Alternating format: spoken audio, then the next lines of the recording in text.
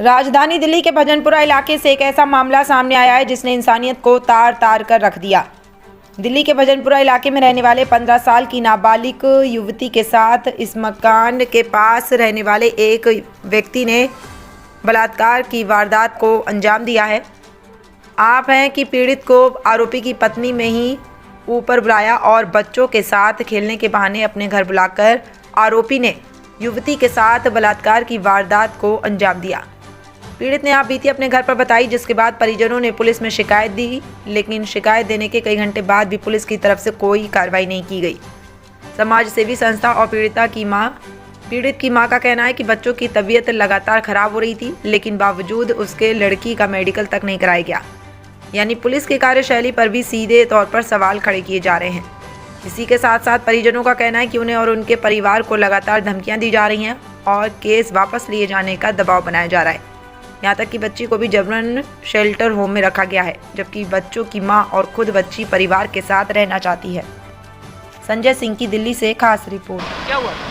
जब हम थाने में बैठे हुए थे, उस मकान मालिक, हमें ये भी नहीं पता था कि मकान मालिक है कौन, और वहाँ थाने में ही मेरी बच्ची को डरा रही धमका रही थी वो इनके सामने, और केस वापस ले लो। उसका नाम भी मुझे कंफर्म नहीं है क्योंकि मुझे पता नहीं कि ये किसका मकान है। ये मेरे हस्बैंड ने किराए पे लिया था 1.5 महीने पहले। तो क्या आपके ऊपर प्रेशर दबाव बनाया जा रहा है कि आप केस को वापस? और मेरी बहन को भी धमकाया जा रहा है कि केस वापस ले ले, अपनी बहन से बोल। तो आप लोग क्या चाह रहे हैं? हम जी चाह रहे हैं कि हमें इंसाफ मिले और आरोपी को पकड़ा जाए। अभी आपकी लड़की का क्या स्थिति है? मेरी लड़की अभी सखी केंद्र में है, इन्हीं के पास है हॉस्पिटल में। मैं उससे मिलकर आ रही हूँ। तो क्या आरोपी का भी पकड़ा गया है या नहीं? आरोपी अभी तक पकड़ा नहीं गया है।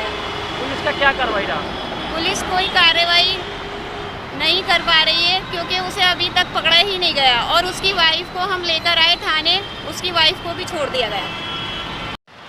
ये क्या मामला है मैम? इनकी बेटी का रेप हुआ था और थाने में शिकायत की गई थी, भजनपुरा थाने। मैं इनकी शिकायत पर ही वहाँ थाने पहुँची थी, मेरी एनजीओ वहाँ पहुँची थी। वहाँ जो मैंने देखा, वहाँ पुलिस का जो रवैया था, वहाँ एसएचओ का रवैया ठीक नहीं था। एक तो पहली चीज़ तो उन्होंने एफआईआर करने में बहुत डिले किया। 12 बजे उन्होंने मेडिकल के लिए बच्ची को निकाला। उससे पहले वो एसएचओ साहब उस पर प्रेशर बना रहे थे बार बार कि इस केस में समझौते के लिए, पैसों के लिए। बच्चे को डराया भी, धमकाया भी। बच्चे की हालत बड़ी ख़राब थी, क्रिटिकल थी, क्योंकि ब्लीडिंग बहुत ज़्यादा हो रही थी।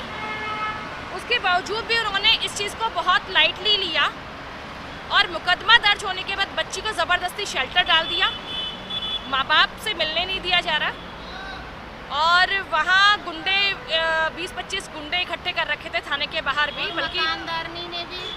बल्कि सबसे बड़ी बात ये थी कि हमारे ऊपर भी, मैं खुद वहाँ थी, मेरे ऊपर भी हमले की तैयारी थी, इस बच्ची के ऊपर भी हमले की तैयारी थी, इसकी माँ के ऊपर भी थी। उसके बावजूद जब पुलिस को बताया, एसएचओ को बताया, तो वो इन अपनी बातों को अनसुना करके वो अंदर जाके बैठ गया। लेकिन जब ये एसीपी लेवल पर ये बात पहुंची, तो एसीपी साहब ने हमें वहाँ से थोड़ा सा सेफफुली बाहर निकाला ताकि हम अपने परिवार में घर पहुँच सकें।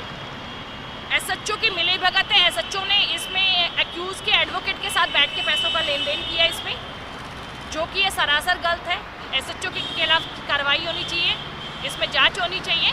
और इस बच्ची की स्टेटमेंट जो कोर्ट में, जो 24 आवर्स के अंदर पॉक्सो और रेप केसेस में कोर्ट का ये कहना है कि कोर्ट के अंदर इस बच्ची को पेश करें, 164 की स्टेटमेंट हो।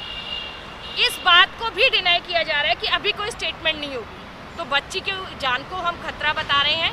इस बच्ची के साथ कभी भी कुछ भी हो सकता है, इसके परिवार के साथ हो सकता है। इस केस में जांच होनी चाहिए ताकि एसएचओ के खिलाफ कार्रवाई और इस बच्ची को इंसाफ मिले। और उसकी मकान मालिक भी आके धमकी दे रही थी। हाँ, उसकी जो मकान मालिक थी वो भी धमकी दे रही थी।